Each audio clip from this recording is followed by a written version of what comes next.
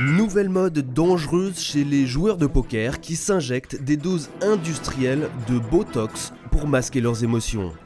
Brésil, manifestation dans tout le pays pour protester contre le solstice du 21 juin. Et puis visite de François Hollande au Qatar, au programme des négociations, nucléaire civil, achat d'avions de combat et entrée controversée de la monarchie dans le capital de Justin Bridoux. C'est l'heure du Bilbo Zap, votre rendez-vous incontournable de l'actualité internationale. Les stocks d'huile de coude atteignent un niveau alarmant en France. Les autorités craignent même une pénurie dans les prochains mois. Cette matière première utilisée principalement dans l'industrie du bâtiment ou pour monter des blancs en neige reste un des premiers lubrifiants des rouages de l'économie française. Les importations d'huile de coude d'Europe de l'Est et d'Afrique permettent pour l'instant de limiter les dégâts, mais pour combien de temps ? Nous avons contacté un des grands négociants français. Le problème vient surtout de la qualité de l'huile de coude produite en France. Elle est devenue inadaptée pour l'industrie du bâtiment, plomberie, restauration. Et on est bien obligé d'importer.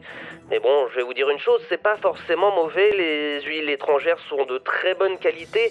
Elles encaissent plus de contraintes mécaniques. Elles sont recyclables à l'infini et en plus, on peut les payer moins cher. Économie encore, Corbier, le célèbre chansonnier devenu un multimilliardaire, continue sa conquête économique du monde.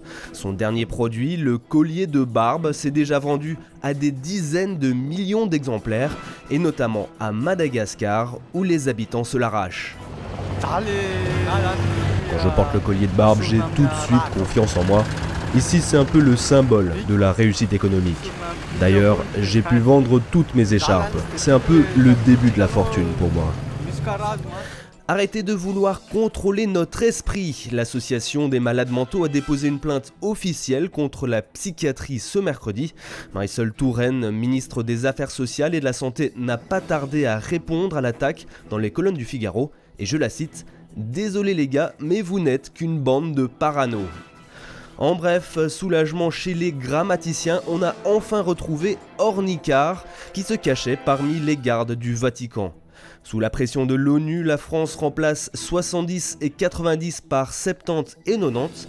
Et puis les crottes de chiens sur les trottoirs parisiens seraient en fait une installation artistique, l'œuvre d'un plasticien moldave. Rendez-vous dans un futur pas trop lointain pour le prochain épisode du Bilbo Zap.